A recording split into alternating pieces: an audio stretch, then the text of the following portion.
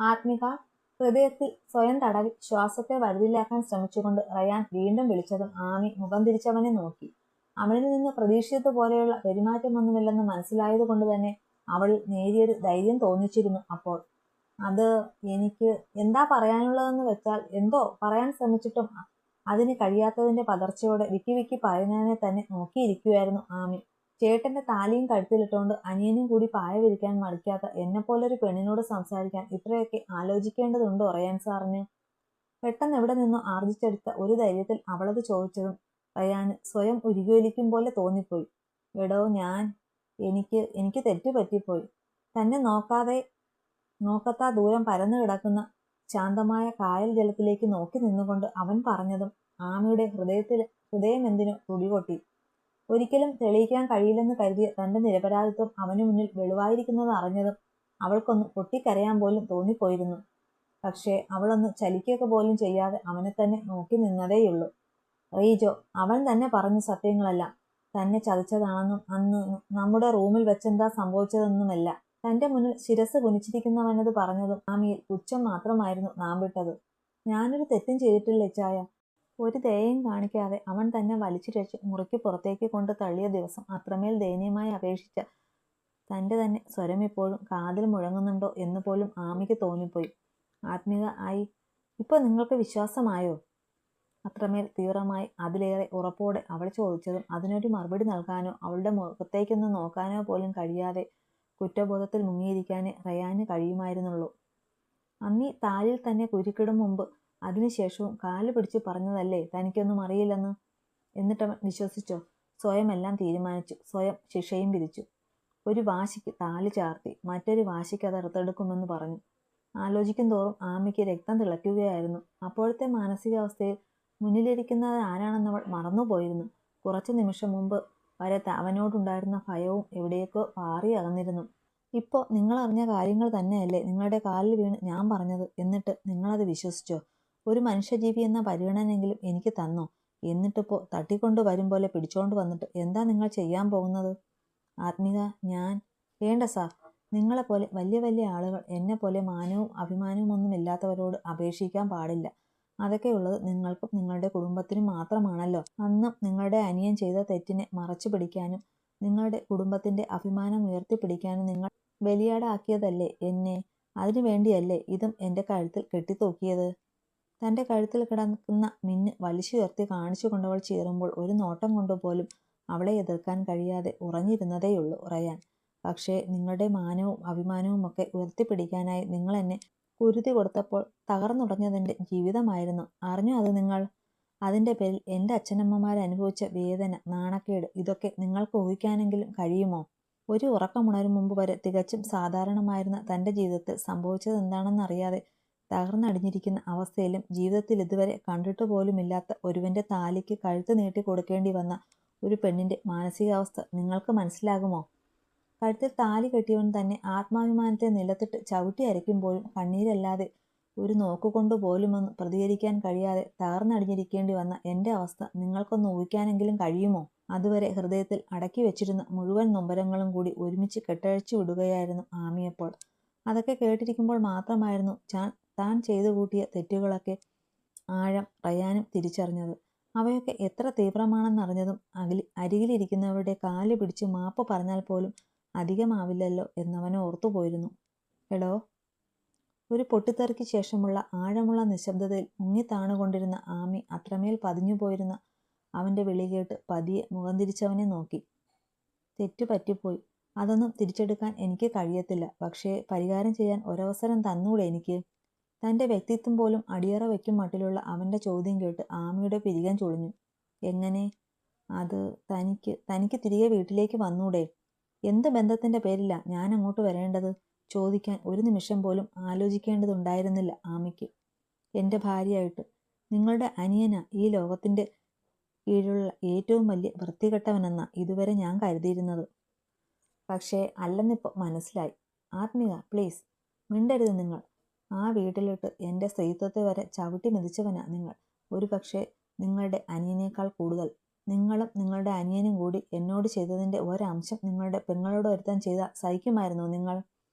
മുഖത്തടിക്കും പോലെയുള്ള ആമിയുടെ ചോദ്യത്തിനു മുന്നിൽ തറഞ്ഞിരുന്നതേയുള്ളൂ റയാൻ. കാരണം അവളുടെ ചോദ്യം ന്യായമാണ്.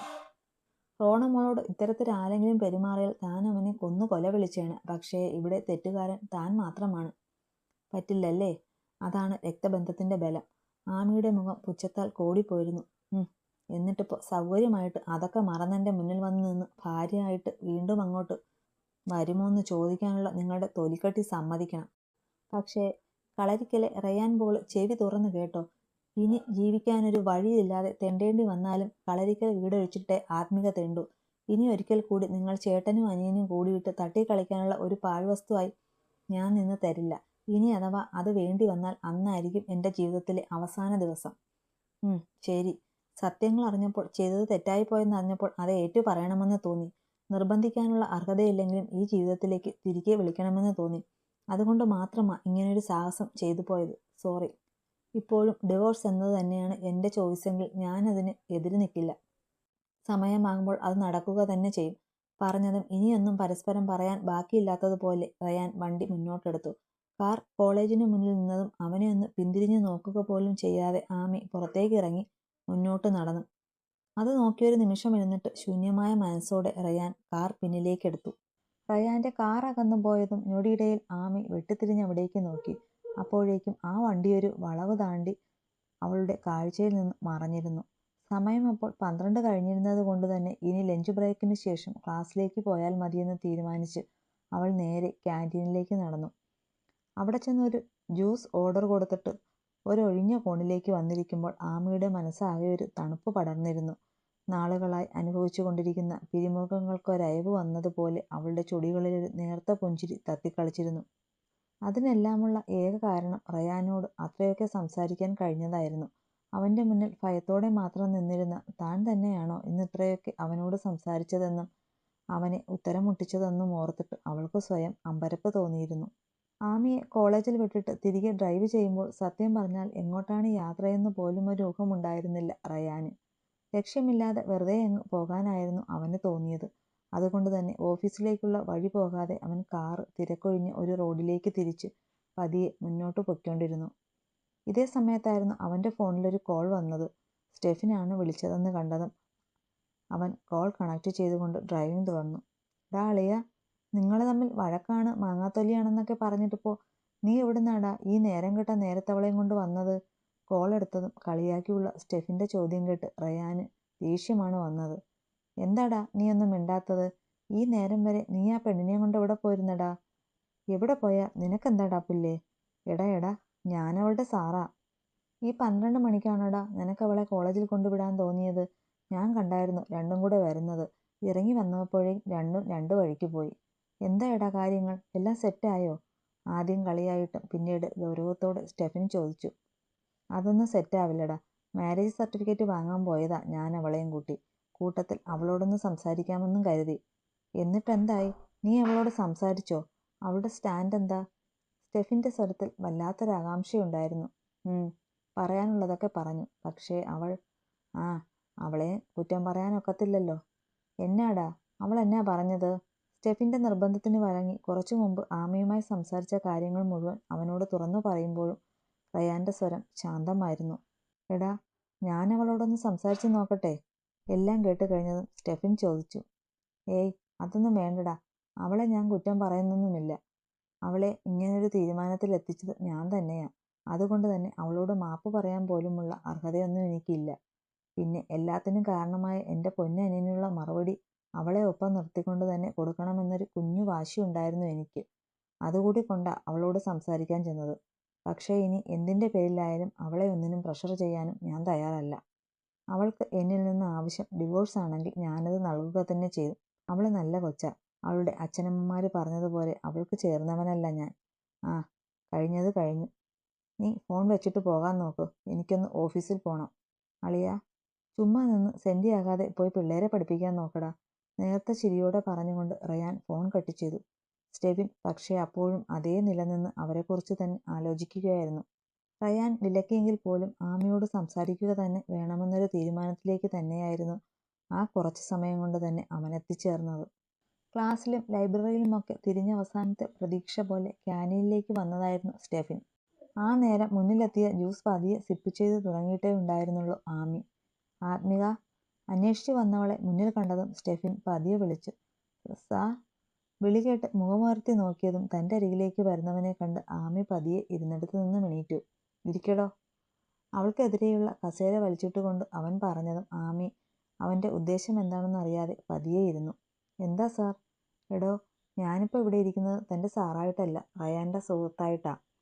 അവൻ്റെ ആ ഒറ്റ വാക്കിൽ തന്നെ ഉണ്ടായിരുന്നു ആമിക്ക് വേണ്ട ഉത്തരം. അതുകൊണ്ട് തന്നെ അവൾ മുഖം കുനിച്ചിരുന്നതേയുള്ളൂ. ആത്മിക. അവളുടെ ഇരിപ്പ് കണ്ട് സ്റ്റെഫിൻ വീണ്ടും വിളിച്ചു. റയാൻ എനിക്ക് വെറുമൊരു സുഹൃത്ത് മാത്രമല്ല, ഒരു കൂടപ്പിറപ്പിനെ പോലെ തന്നെയാ. അതുകൊണ്ട് ചോദിക്കുക, എന്താ തൻ്റെ തീരുമാനം? കാര്യങ്ങളെല്ലാം അറിഞ്ഞിട്ട് മുൻപത്തെ തീരുമാനങ്ങളിൽ മാറ്റമൊന്നുമില്ലേ? ഇല്ല സാർ, ഇനിയൊരിക്കൽ കൂടി ഒരു പരീക്ഷണത്തിന് നിൽക്കാൻ ഞാനില്ല. സാർ അത്ര കാര്യമായിട്ട് എന്നോട് സംസാരിക്കണമെങ്കിൽ കാര്യങ്ങളെല്ലാം അറിഞ്ഞിട്ട് തന്നെയാകുമല്ലോ. സാറിൻ്റെ സുഹൃത്തും അനിയനും കൂടി എന്നെ അത്രയേറെ നോവിച്ചിട്ടുണ്ട്. അത്രയൊക്കെ അനുഭവിച്ചിട്ട് വീണ്ടും അവരുടെയൊക്കെ വാക്ക് കേട്ട് എടുത്തു ചാടിയാൽ അത് വെറും വിഡ്ഢിത്തരമല്ലേ? അതുകൊണ്ട് ഇനി ഏതായാലും എന്നെ അതിന് കിട്ടില്ല. അത്രമേൽ ഉറപ്പോടെയും ആത്മവിശ്വാസത്തോടെയുമായിരുന്നു ആത്മികയുടെ വാക്കുകൾ. അത് കണ്ട് എന്ത് മറുപടി പറയണമെന്നറിയാതെ അല്പനേരം മൗനമായിട്ടിരുന്നു പോയി സ്റ്റെഫിനും. കാരണം ഈ വിഷയത്തിൽ ന്യായമുള്ളത് അവളുടെ ഭാഗത്ത് മാത്രമാണെന്നുള്ള കാര്യത്തിൽ അവനും തർക്കമൊന്നും ഉണ്ടായിരുന്നില്ല. എടോ, ഇക്കാര്യത്തിൽ തന്നെ ഞാനൊരു തരത്തിലും കുറ്റം പറയത്തില്ല. കാരണം താൻ ഇത്തരത്തിലൊരു തീരുമാനത്തിലെത്താനുള്ള കാരണം തൻ്റെ അനുഭവങ്ങളാണ്. പക്ഷേ ഇത്രയൊക്കെ സംസാരിച്ച സ്ഥിതിക്ക് ഒന്നുകൂടി ചോദിച്ചോട്ടെ? എന്താ സാർ? വേറൊന്നുമല്ലടോ, ജീവിതത്തിൽ ആദ്യമായി കണ്ടവനായിട്ട് കൂടിയും റയാൻ്റെ മിന്ന് കഴുത്തിലണിയാൻ തയ്യാറായവളാ താൻ. അതിനുശേഷം അവനൊപ്പം അവൻ്റെ വീട്ടിലേക്ക് കയറി ചെന്ന് എന്ത് സഹിക്കാൻ തയ്യാറായി അവിടെ കടിച്ചു തൂങ്ങിയ ആത്മിക നന്ദകുമാർ തന്നല്ലേ താനെന്നും? വേണ്ടായിരുന്നു എന്നുണ്ടായിരുന്നെങ്കിൽ അന്ന് റയാൻ തൻ്റെ കഴുത്തിൽ മിന്നു ചാർത്താനൊരുങ്ങിയപ്പോൾ തന്നെ തനിക്കത് തടയാമായിരുന്നില്ലേ? എന്തിനായിരുന്നു ഇതൊക്കെ ഇവിടം വരെ എത്തിച്ചത്? സ്റ്റെഫിൻ്റെ ചോദ്യം അത്രമേൽ ഗൗരവമുള്ളതായിരുന്നിട്ട് കൂടിയും ആമിയിൽ ഒരു നേർത്ത പുഞ്ചിരി വിരിഞ്ഞുപോയിരുന്നു ആ നേരം. പറഞ്ഞാൽ സാറിന് മനസ്സിലാകുമോ എന്നറിയില്ല. ശരിയാണ്, അന്നീ താലിക്ക് മുന്നിൽ കഴുത്ത് നീട്ടിയത് കൊണ്ട് തന്നെയാണ് എനിക്കിത്രയൊക്കെ അനുഭവിക്കേണ്ടി വന്നത്. പക്ഷേ അന്നത്തെ ആത്മിക്ക് അതിന് മാത്രമേ സാധിക്കുമായിരുന്നുള്ളൂ. ഒരാണിനൊപ്പം അവൻ്റെ വീട്ടിൽ നിന്ന് പോലീസും നാട്ടുകാരും മീഡിയക്കാരും സഹിതം പിടിച്ചൊരു പെണ്ണിന് അഭിപ്രായങ്ങളോ എതിർപ്പുകളോ ഉണ്ടായിരുന്നില്ല. അതൊട്ടവിടെ ആർക്കും ആവശ്യമുണ്ടായിരുന്നില്ല. ഒരു തരത്തിൽ പറഞ്ഞാൽ എൻ്റെ കഴുത്തിൽ താലി കെട്ടിയ മനുഷ്യന് പോലും അവർ പറയുന്നത് പോലെ ചെയ്യുക എന്നതിനപ്പുറം മറ്റൊന്നും തന്നെ ചെയ്യാനുണ്ടായിരുന്നില്ല ആ നേരത്ത്. അതുകൊണ്ട് മാത്രം ഒരു പാവയെപ്പോലെ നിന്നു കൊടുക്കേണ്ടി വന്നതാണ് ഞങ്ങൾ രണ്ടാൾക്കും. പക്ഷേ ആ ചടങ്ങിന് ശേഷം ഞാനും ആ ജീവിതത്തോട് പൊരുത്തപ്പെടാൻ ശ്രമിച്ചതാണ്. എന്തിന്? ചോദിക്കാതിരിക്കാൻ കഴിയുമായിരുന്നില്ല സ്റ്റെഫിന്. അതെനിക്ക് വേറെ വഴിയൊന്നും ഉണ്ടായിരുന്നില്ല. എങ്ങനെയെങ്കിലും ഞാനും റയാനും വിവാഹം കഴിച്ചു. അതെൻ്റെ നാട്ടുകാരുൾപ്പെടെ എല്ലാവരും അറിയുകയും ചെയ്തു. അതിനുശേഷം എല്ലാം ഉപേക്ഷിച്ച് തിരികെ ചെല്ലാനോ എൻ്റെ നേർക്ക് പുച്ഛത്തോടെയും സഹതാപത്തോടെയും നീണ്ടേക്കാവുന്ന ആളുകളുടെ നോട്ടങ്ങളെ അതിജീവിച്ച് ഞാൻ പെട്ടുപോയ ചതിയുടെ കഥയവരെയൊക്കെ ബോധ്യപ്പെടുത്താനോ ഉള്ള ധൈര്യം എനിക്കുണ്ടായിരുന്നില്ല. അത്രമേൽ നിസ്സഹായത നിറഞ്ഞ ഒരു പെണ്ണിനെയായിരുന്നു ആ നേരം സ്റ്റെഫിൻ അവളിൽ കണ്ടത്. അവളെപ്പോലൊരു കൊച്ചു പെണ്ണിന് ഉണ്ടായേക്കാവുന്ന ആശങ്കകൾ തന്നെയാണ് അവൾ വെളിപ്പെടുത്തിയിരിക്കുന്നതോർത്തുകൊണ്ട് അവൻ ദീർഘമായെന്ന് നിശ്വസിച്ചു. താൻ പറഞ്ഞതൊക്കെ ശരിയാണ്. പക്ഷേ ആത്മിക, അന്ന് താൻ കണ്ട റയാൻ പോളല്ല ഇന്ന് തൻ്റെ മുന്നിൽ വന്നു നിന്നത്. അവൻ്റെ മനസ്സിലിപ്പോൾ അന്നത്തെ ആത്മികയുമല്ല ഉള്ളത്. ഇന്നവൻ തന്നെ ജീവിതത്തിലേക്ക് ക്ഷണിച്ചതൊരു പക്ഷേ അന്നത്തെ പോലെ നിവൃത്തികേട് കൊണ്ടൊന്നുമല്ല. അതൊരു പക്ഷേ തനിക്കും മനസ്സിലായിട്ടുണ്ടാകും. എന്നിട്ടും ഈ വാശി എന്തിനാടോ? വാശിയല്ല സാർ, എനിക്ക് അവരെയൊക്കെ പേടിയാ. അവരൊക്കെ വലിയ വലിയ ആളുകളാ, എന്തിനും പോന്നവർ. ആളുകളുടെ ജീവനും ജീവിതവും കയ്യിലിട്ടമാനമാടാൻ കഴിവുള്ളവർ. അവരോടൊന്നും ചെറുത്ത് നിൽക്കാനുള്ള കഴിവ് എനിക്കും എൻ്റെ അച്ഛനമ്മമാർക്കും ഇല്ല സാർ. ഒരിക്കൽ എങ്ങനെയോ കരകയറിയ ആ ദുരിതക്കയത്തിലേക്ക് ഇനിയും ചെന്ന് ചാടാൻ വയ്യ സാർ. പേടിയാ എനിക്ക്. അത്രയും ആയപ്പോഴേക്കും നിയന്ത്രണം നഷ്ടപ്പെട്ട് ഏങ്ങലടിച്ച് കരഞ്ഞു പോയിരുന്നു ആമി. അവളുടെ മാനസികാവസ്ഥ മനസ്സിലാക്കിയത് കൊണ്ട് തന്നെ അലിവോട് അവളെ നോക്കിയിരിക്കാൻ മാത്രമേ സ്റ്റെഫിനും അപ്പോൾ കഴിയുമായിരുന്നുള്ളൂ.